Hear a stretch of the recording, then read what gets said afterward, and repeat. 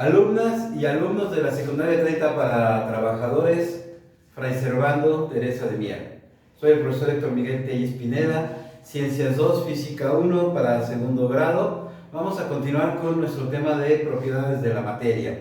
Hasta el día de hoy, que por cierto que es el 30 de noviembre, será el último día de este mes, quiere decir que esta semana será la primera semana del mes de diciembre. Vamos a trabajar lo mejor que se pueda. Vamos a tener una videoclase esta semana. La siguiente clase tenemos la última videoclase del año, porque la tercera semana vamos a hacer un trabajo escrito en nuestro cuaderno donde podamos conjuntar todo lo que hemos estado manejando. Ya a estas alturas debemos de haber abarcado muchos temas en lo que se refiere a Ciencias 2 o Física, dado que nosotros a finales del mes de enero terminamos nuestro curso. Ustedes van a pasar para el mes de febrero, estarán en tercer año de secundaria. Entonces tenemos que apurarnos. Aunque ustedes están ahorita en segundo año, pónganse a pensar que de hoy en un año, o en el mes de agosto, deben de estar cursando ya el bachillerato, deben de estar ya cursando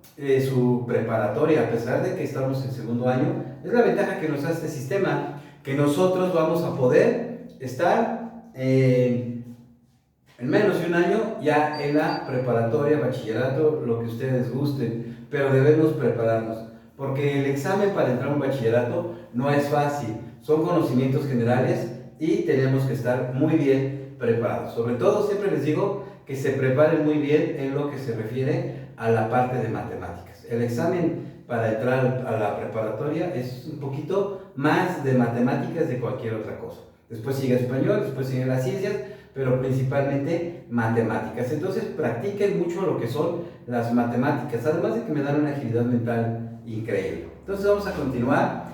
Hemos estado viendo en la videoclase pasada, hemos visto lo que estados de la materia, hemos visto tipos de sólidos, líquidos, gases y sus cambios de fase. O sea, cómo se llama cuando la materia está sólida y está pasando al estado líquido, que ya vimos que es un punto de fusión, o de estado líquido a estado gaseoso, que también hemos visto que es una evaporación. Si esa evaporación es bruscamente y se forman burbujas, pues será punto de ebullición. Cada líquido tiene diferentes puntos de ebullición, pero hoy vamos a hablar del agua.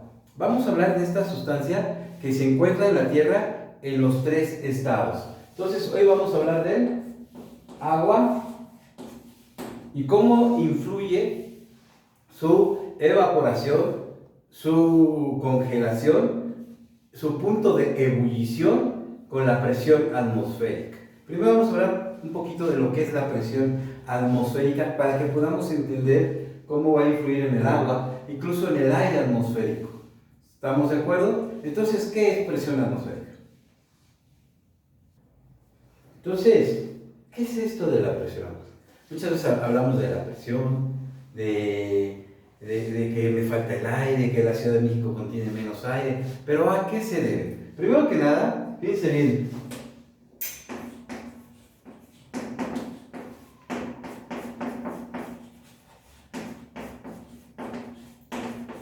Presión atmosférica.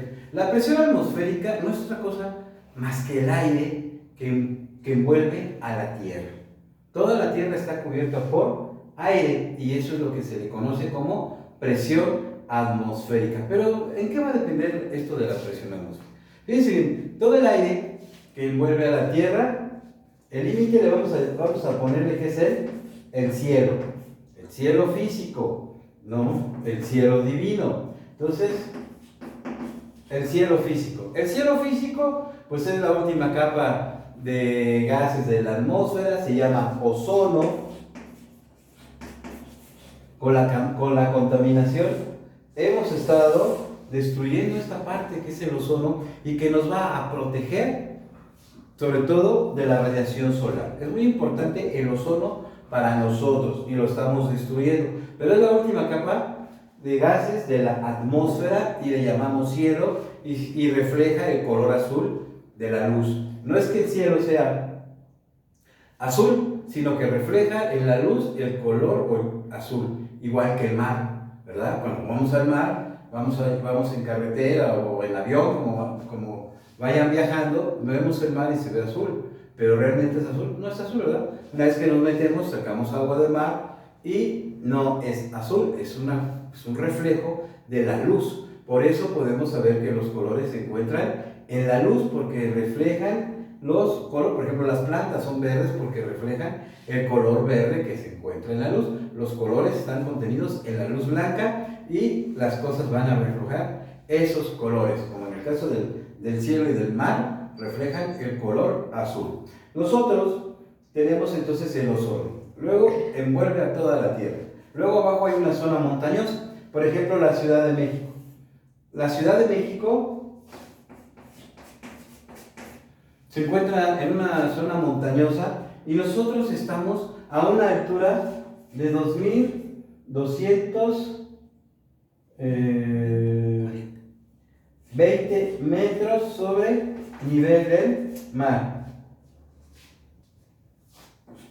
Perdón, 2240 metros sobre el nivel del mar. Esa es la altura proporcional de la Ciudad de México, pero hay lugares más altas. Por ejemplo, hay lugares donde hay montaña, que es por ejemplo el Ajusco, que todavía aumenta 100 metros más. Pero el centro de la Ciudad de México, lo que es la parte céntrica, el Zócalo, etc., está aproximadamente a 2240 MSNM, que quiere decir metros sobre el nivel del mar. Cuando nosotros viajamos carretera y llegamos a una ciudad importante o grande, siempre vamos a encontrar MSNM. Nos están indicando la altitud que se encuentra la ciudad. Hay gente que luego viene a la Ciudad de México y dice, ay no, me siento mal venir a la Ciudad de México porque es muy alto. Pues ¿de dónde vienes? Pues vengo de Toluca.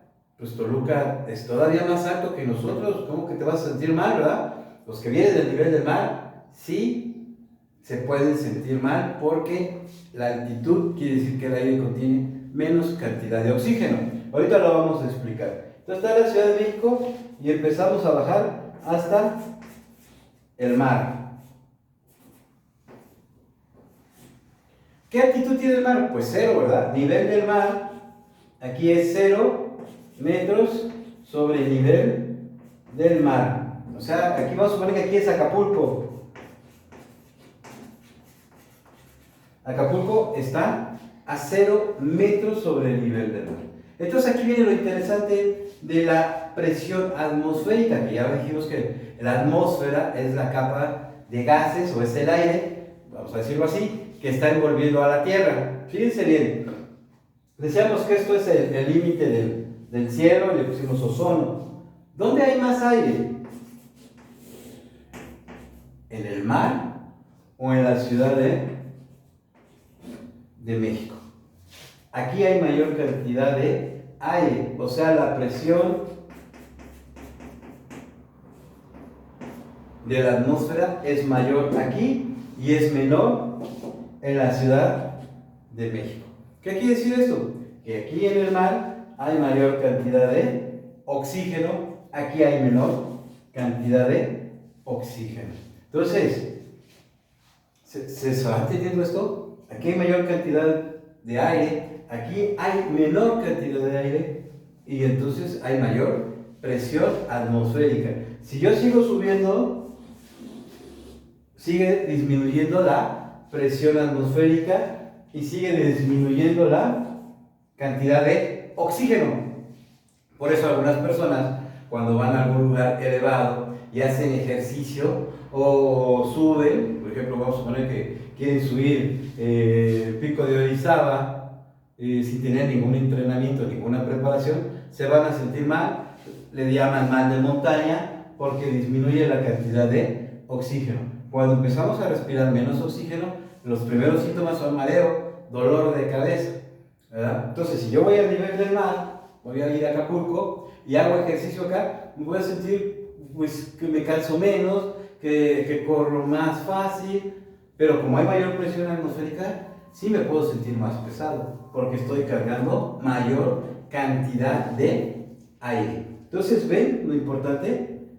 Aquí hay más aire, aquí hay menos aire. Más aire, mayor presión. Menos aire, menor presión. Y esta presión va a influir en los cambios de estado o de fase del agua. Vean lo interesante que está siendo nuestro tema y que yo voy a comprender tantas cosas, por eso en la escuela llevamos ciencias, no porque el gobierno quiere que haya aquí muchos científicos, ¿verdad? Sino quiere que todos estemos mejor preparados para poder entender todos los cambios y todos los fenómenos que suceden en la naturaleza, a mi alrededor, para que no estemos creyendo luego cosas mágicas, ¿verdad? Luego creemos cosas mágicas, pero no hay magia, todo es ciencia y casi, mejor dicho, todo tiene una explicación. Entonces, fíjense bien, a esta presión del aire a nivel del mar se le llama atmósfera. Entonces, ¿cuál es la presión del aire a nivel del mar? Es una atmósfera. A nivel de la Ciudad de México es menor a una atmósfera. En un manómetro, esto quiere decir que son 760 milímetros de mercurio. Esto es que con un aparato, si yo mido la presión, una atmósfera, recuerden que el símbolo químico Hg significa mercurio. Con aparatos muy similares también miden la presión de la sangre del cuerpo humano. Pero bueno, en el caso del manómetro son 760 milímetros de mercurio. Y aquí viene esto del agua. ¿Cómo va a influir esta presión y cómo va a influir esta presión? Aquí viene lo interesante. El agua, a nivel del mar,